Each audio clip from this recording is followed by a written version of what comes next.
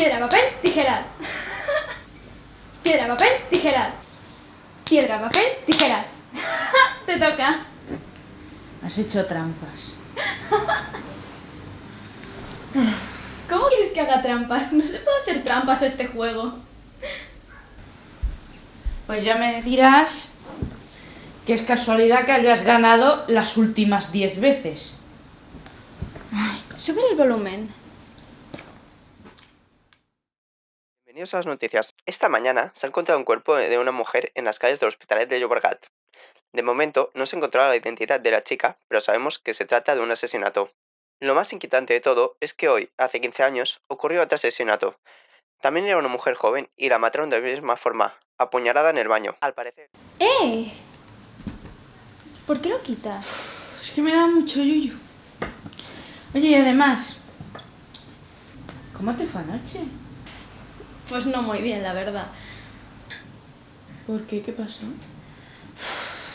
No se parecía nada cuando hablábamos por el chat. Es que eso de ligar por internet. Ya, fíjate en ella. Varios testigos afirman haberla visto con un hombre. Seguro que ha sido él. ¿Quieres dejar eso ya y decirme qué pasó anoche? Sí, estaba nervioso y no paraba de tocarme. Tocarte.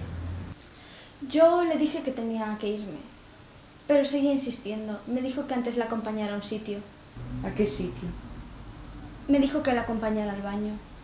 Allí me tapó la boca, no podía gritar. Sacó un cuchillo y me apuñaló.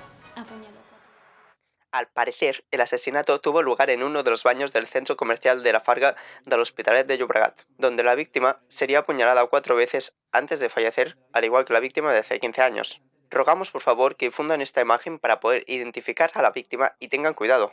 Podríamos estar ante un asesino en serie.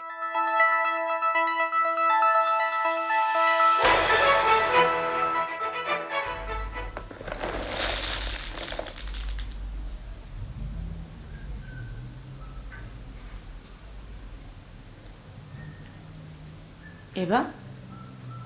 ¿Eva?